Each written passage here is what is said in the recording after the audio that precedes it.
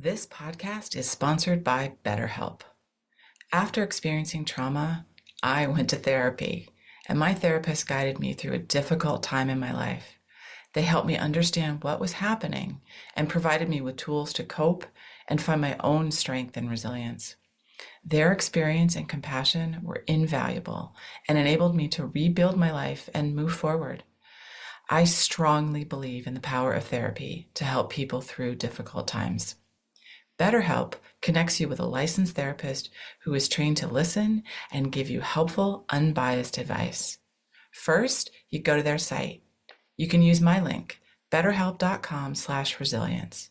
You answer a few questions, and BetterHelp will match you to a professional who has years of experience helping people with struggles just like yours.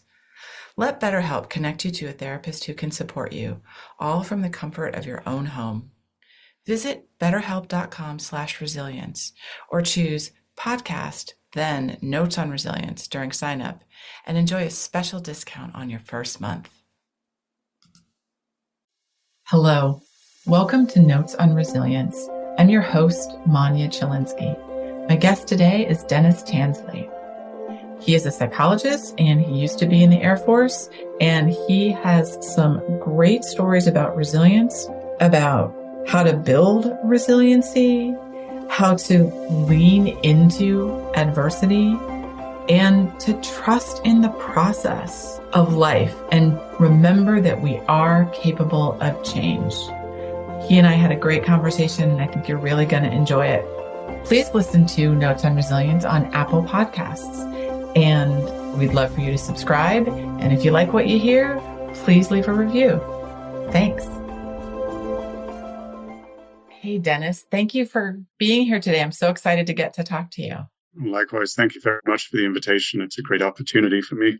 Yeah. Okay, before we get into the meat of the conversation, I want to know, if you could have any superpower, what would that be? The superpower for me would be to be able to instill a sense of cooperation into everybody with a dose of healthy competition so that we as a species could all progress together in a benevolent direction, more unified than we are at this point in history. That is a great superpower, and please let me know when you acquire it so I can join in on your mission. That's wonderful.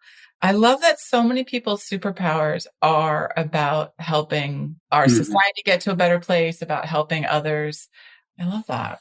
So thank you for sharing that. And now we'd like to know, who are you? What do you do? I am many things. Yes. Which ones would you care to share with us, Dennis? All right. I'm an immigrant.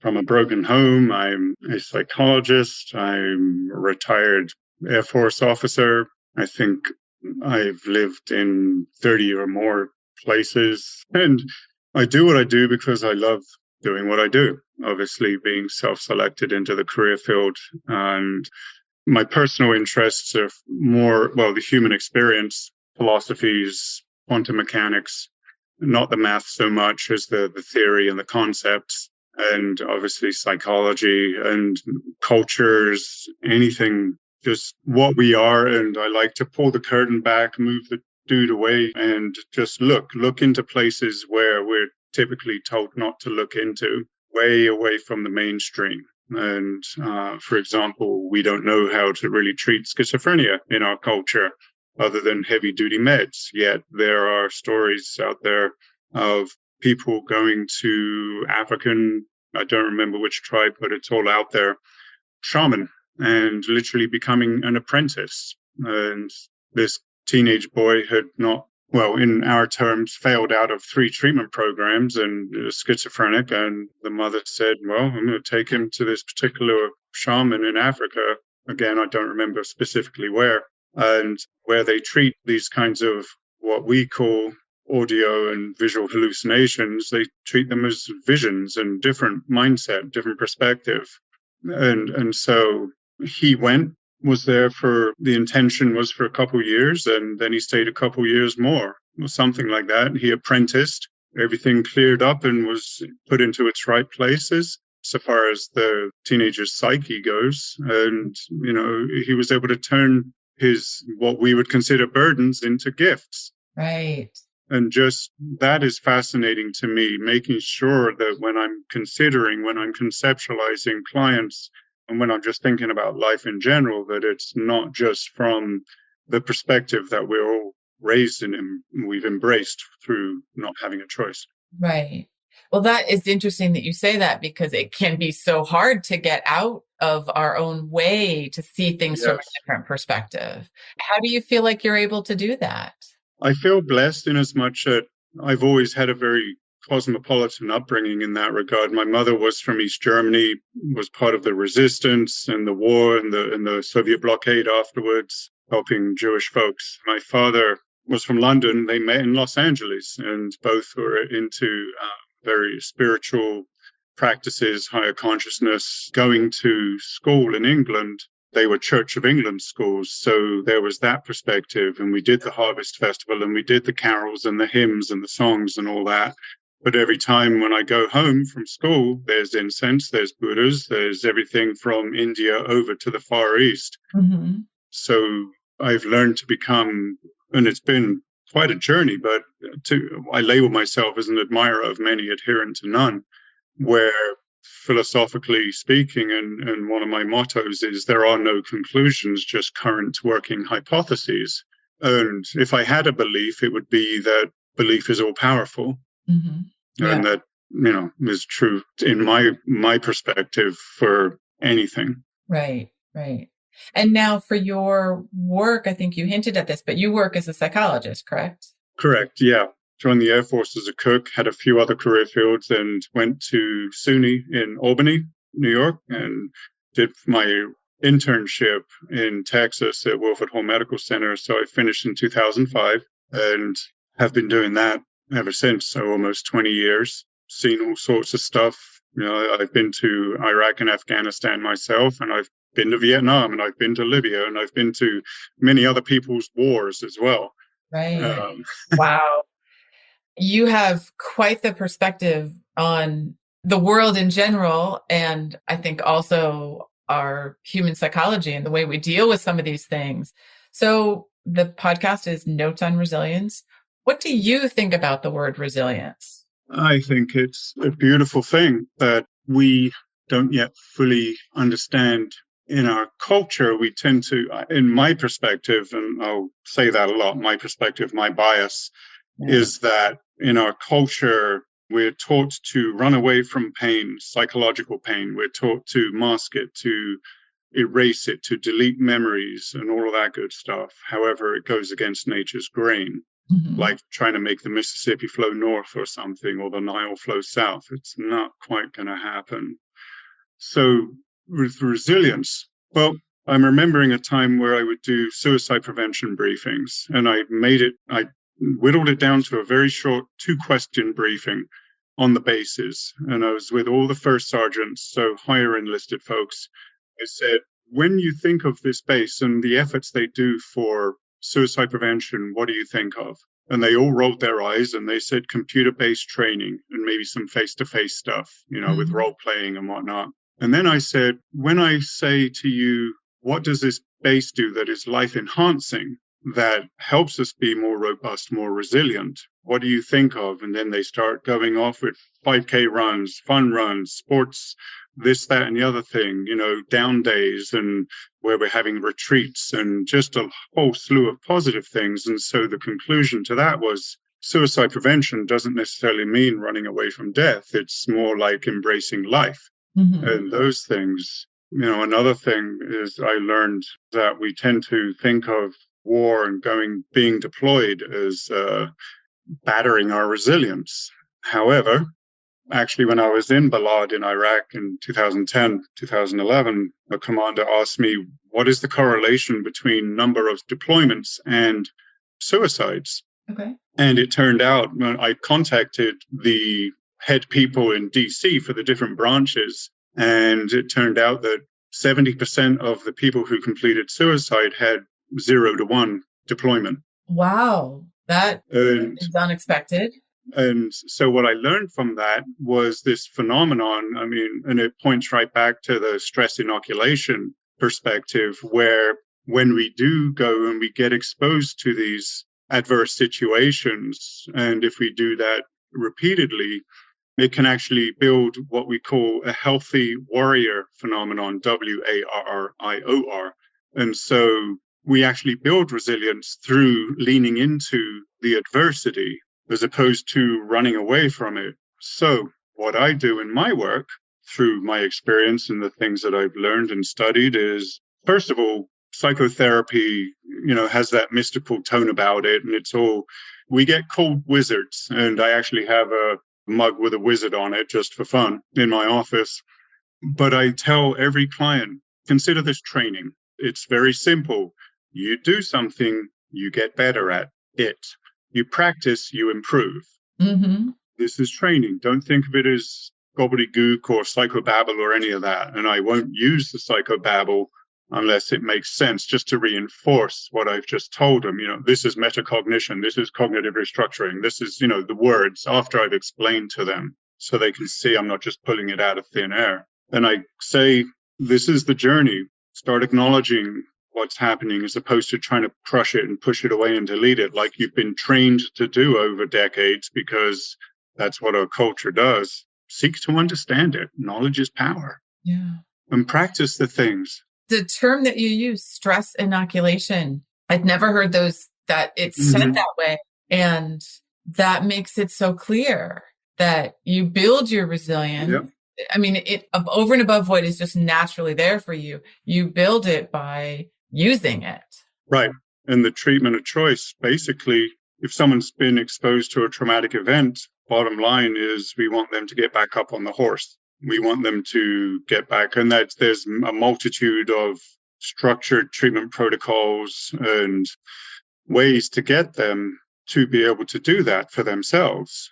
So, I mean, the statistic that you mentioned about the challenge being with people who have 0 to 1 deployments, those individuals all have a level of resiliency as well. And if you're not someone who's going through lots of adversity and testing out your resiliency skills and building them that way, how else can you build them up besides putting yourself in harm's way? Right. And the first thing I think of with that is Albert Bandura's social cognitive learning theory, where he talks about 4 main ways to influence one's self-confidence in a given situation. The first and strongest is to do it. Do that which you fear is the treatment of choice for anxiety and phobias, obviously in a controlled fashion. Don't just throw someone into a snake pit if they're not into snakes, Right.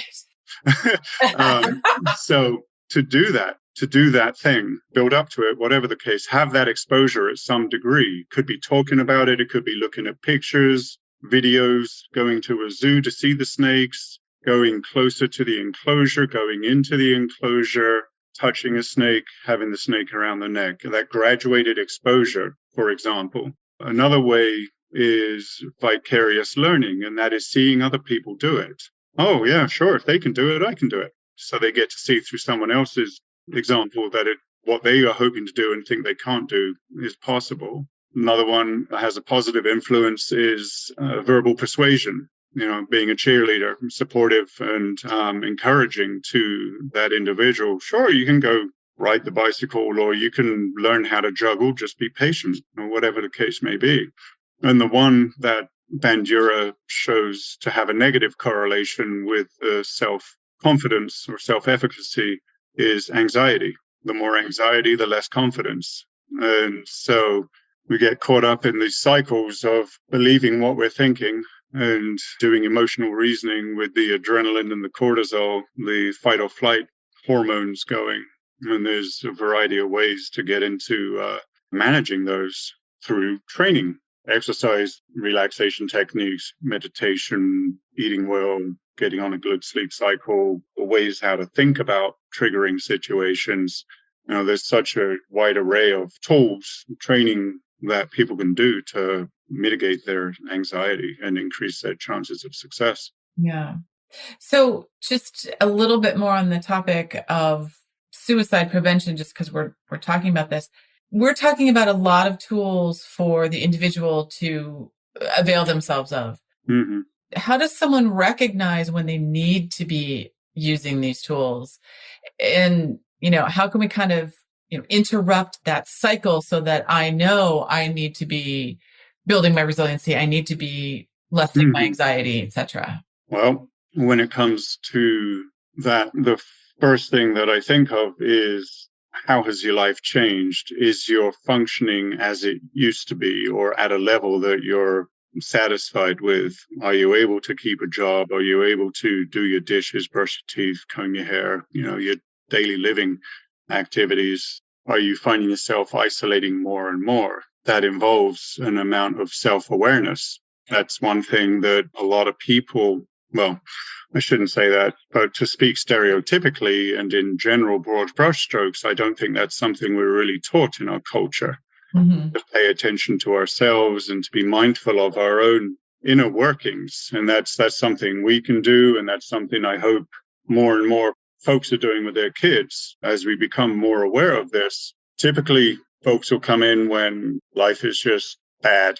They don't know what else to do.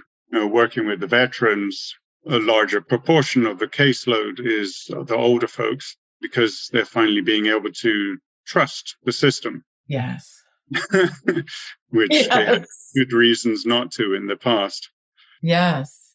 And actually, you perfectly led into my next thought, which is, what is the role of the system, whether it's our institutions or a workplace or an organization, in, helping people heal from trauma, build on their resiliency? How do you see that the system fit into that? Well, the system, I think we've had unfortunate great opportunities to learn and to research ways to take care of people and how to market mental health, so far as coming to the psychologist or the social worker or the counselor is a sign of strength. You're not broken, you're not weak, you're not a failure. Education, knowledge is power. Just simple things like, it isn't what's wrong with you, it's what's happened to you. What have you gone through that has led to this kind of bruising, if you will, these kinds of wounds? And through the last 20 odd years, we've learned and tested and researched specific structured treatment protocols for trauma and PTSD symptoms and ways to recover from them. And so that the effect of the trauma is put into an appropriate space where, it's there, but it's not disruptive. The memories are still there. Fine, yes, that was definitely a bad day, and we acknowledge that, and don't try to forget it, because it will keep coming back, because that's the way Mother Nature works, and that's okay. It's not a fight. And part of what I do is getting them to lean into, through learning, through the education piece, through practicing, getting to a point of acceptance, and then embracing it, and which generates wisdom, I think, and, eventual transcendence, where it's still there, it's in the right place. It has a minimal effect, or less of a tolerable effect, if you will, when the memories happen. I think the system, we have, through the exposure therapy, it used to be, when I was first trained on that in 2005, 2006, the methods were there. Write your story down, we'll talk about it, and, do that a couple times. And then we start picking apart the cognitions, the thought processes, the belief systems, and putting them back together again in a more helpful manner. We teach them how to do that. Now, and for a long time now, they've had virtual reality machines to help really take people back, and they could be in the Humvee or the helicopter or the whatever, really getting a sensory experience. Wow. Yeah.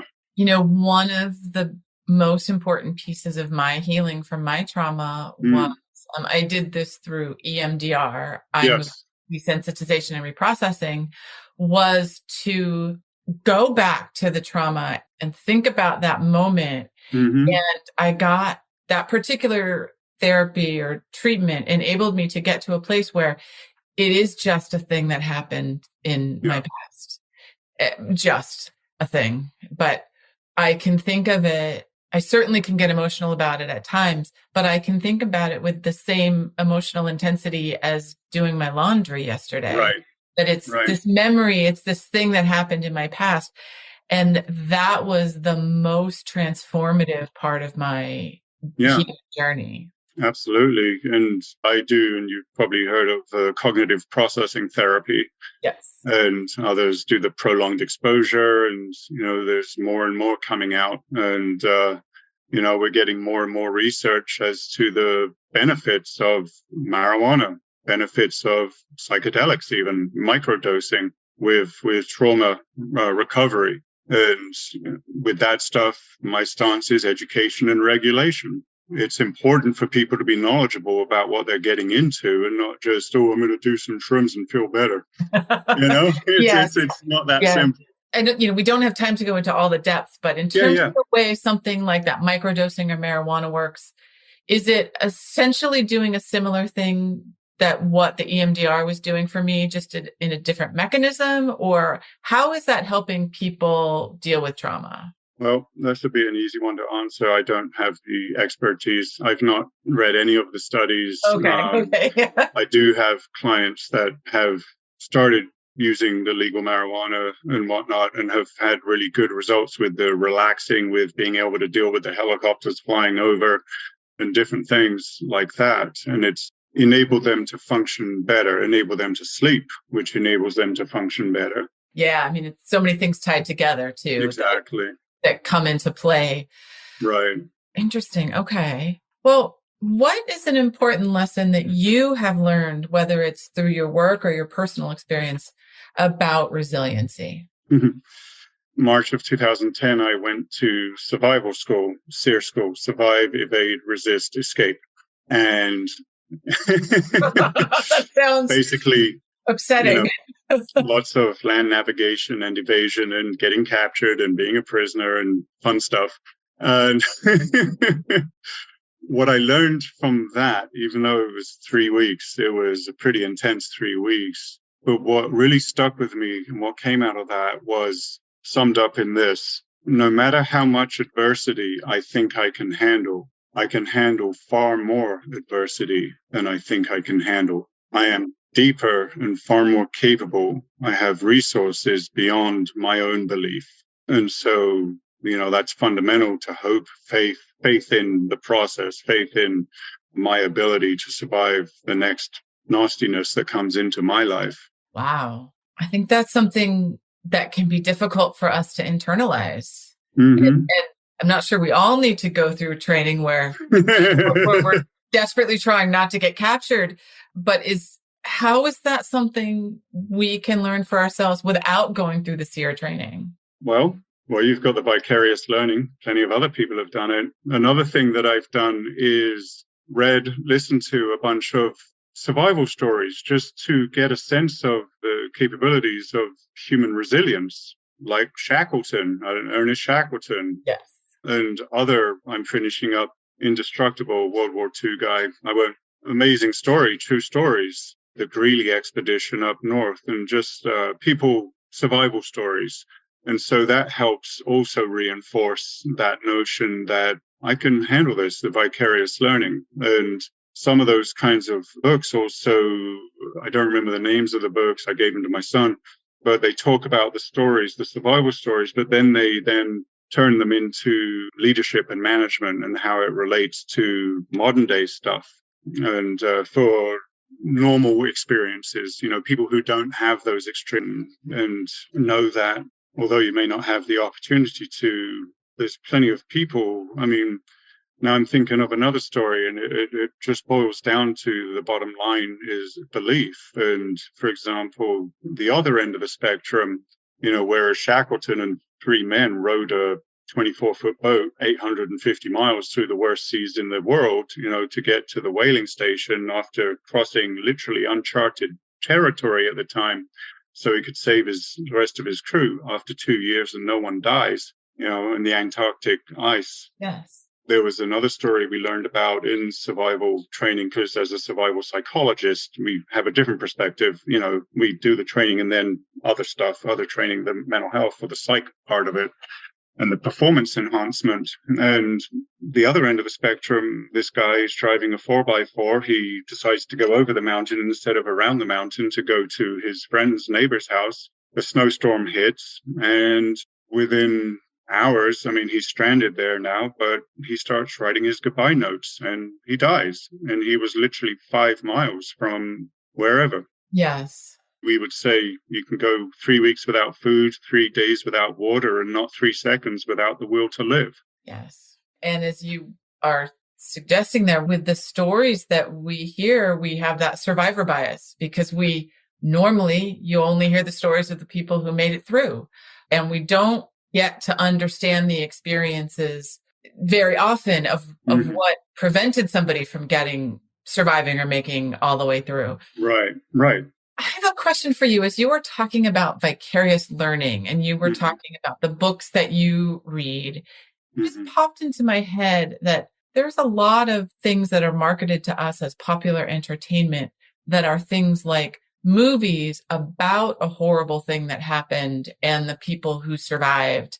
And, there is a movie about the marathon bombing and many of these other really awful things that people have had to overcome. Right. And I guess now I'm wondering, I think they come about for an entirely different reason, but they also are a way, or are they a way to get a little bit of that vicarious learning? Absolutely. I mean, based on a true story. They're the key words there for the movies, I think. And then that would also afford the people an opportunity to dig into that story and look at maybe the book.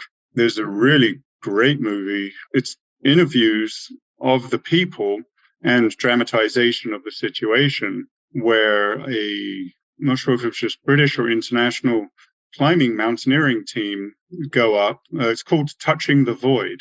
And the mountaineering team go up and massive storm comes in. One guy shatters his knees. And so there's 2 guys and they're going down this 50-foot length of rope. The healthier one is repelling the other one, and then he goes down and and then the unhealthy one with the knees goes over the edge, if you will. And they can't hear each other. They're yelling. They can't hear each other. There's a massive storm, nighttime, and the healthier guy is starting to lose his strength and his grip. Yes. And so he does what is the biggest taboo in mountaineering, and he cuts the rope. Ugh. And the guy who falls into a crevasse, and I won't spoil the story, but it's interviews of the actual people, including the one who was dropped. And it involves, the dramatization does include a lot of swearing. So if that's a thing, that bothers you, then be prepared. Yes. I mean, I couldn't imagine saying, oh, golly gosh, I've just fallen down 50-meter crevasse and I don't have legs. Yes. I think it is natural that one would be saying some stronger words, perhaps. Yeah. Wow. And so then that is a way that watching that film, we can vicariously get that story. Wow. Until you were talking about it, I'd never thought about that kind of entertainment through that lens. Yeah. I mean, Unbroken, the American POW, the guy who did the 10,000 meters in 36 Olympics, the fastest last lap.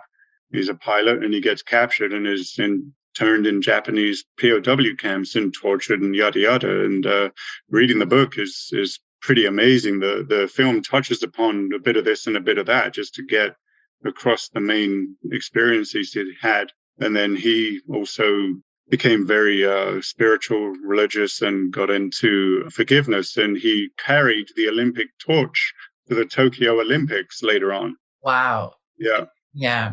I just got chills and I don't even know that story. So right. I can see there is value for us to learn and think about what would I do in that situation, or look what this person did in that situation.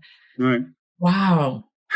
So I want to ask you, what is giving you hope right now? My initial answer, or as we say in cognitive behavioral therapy, my automatic response, which is usually the good one, is trust in the process of life. And with my particular worldview, I've always been one, regardless of how bad things are and how capable or incapable I have been of managing stuff. I mean, just because I'm a psychologist, it doesn't mean that I was always capable of dealing with things well, especially when I dropped out of school at 14 and just divorced parents and alcoholism and all sorts of fun stuff, just shattering the myth that it was all handed to me. Yes. Yes. And so knowledge, it's a full mind, body, spirit knowledge that regardless of my negative self-beliefs, that I am capable of changing those, and I am capable of adopting and having the more positive, encouraging, self-soothing, self-loving beliefs, becoming my own best friend, heaven forbid, when there's no one else around. I mean, my parents are long gone, relatives are all dead pretty much. And yeah. Okay. Wow. Thank you for sharing that. Uh-huh. And as we're getting close to the end, Sure. What would you tell your 18-year-old self about resiliency? About resiliency. I know what I would tell my 18-year-old self, and that would be, no, just don't. And I would say that many, many times to my 18-year-old self, but my 18-year-old self did. I think that was instilled by my mom, and that was, it's going to be okay. It's going to be okay. And with the psychology and the survival type psychology, one big factor that we learned is a lot of us are familiar with the phrase, what doesn't kill you makes you stronger. Mm-hmm. We add to that when we say, what doesn't kill you makes you stronger, if you choose. So I'm responsible for me. And so for my 18-year-old, it's always, I think it's going to get better. Don't give up. Oh, thank you for sharing that. Mm-hmm. And, if our listeners want to talk to you and learn more about this, how can they reach you? Well, my email is just my name, Dennis Tansley @hotmail.com. I'll put your email address in the show notes. So if anybody wants to reach out. Yeah, I'm happy to chat with anybody, time permitting. I'll do my best. Not expecting a massive flood, but you never know. You never know. You never know. Absolutely. Oh, Dennis, thank you so much. This has been a great conversation. This has been my pleasure, my honor, and I really appreciate the opportunity. All right. And thank you to all our listeners for joining us today. Take care, everyone. Bye. Thank you for listening. I hope you got as much out of this conversation as I did. So if you'd like to learn more about me, Manya Chilinsky, I work with organizations to help understand how to create environments where people can thrive after difficult life experiences. And I do this through talks and consulting. I'm a survivor of mass violence, and I use my experience to help leaders learn about resiliency, compassion, and trauma-sensitive leadership, to build strategies to enable teams to thrive and be engaged amidst difficulty and turmoil. If this is something you want to learn more about, visit my website, www.manyachilinsky.com, or email me at manya@manyachilinsky, or stop by my social media on LinkedIn and Twitter. Thanks so much.